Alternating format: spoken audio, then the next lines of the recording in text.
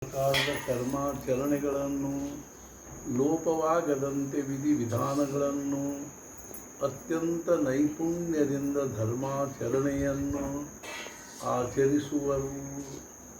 ಆದರೆ ಒಂದೇ ತಪ್ಪು ಮಾಡುವರು. ಮನಸ್ಸಿನಲ್ಲಿ ಸ್ವರ್ಗಾಪೇಕ್ಷೆ ಹೊಂದಿರುವರು. ಪರಮಾತ್ಮನನ್ನು ಮರೆತಿರುವರು. ಯಜ್ಞಭೋಕ್ತ ಆಗಿರುವಂಥ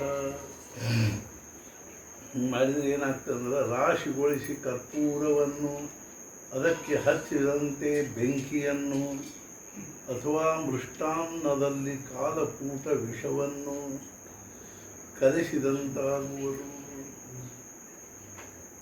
ಸುದೈವದಿಂದ ಅಮೃತ ಕಲಶ ಪ್ರಾಪ್ತವಾಗಿರುವುದು.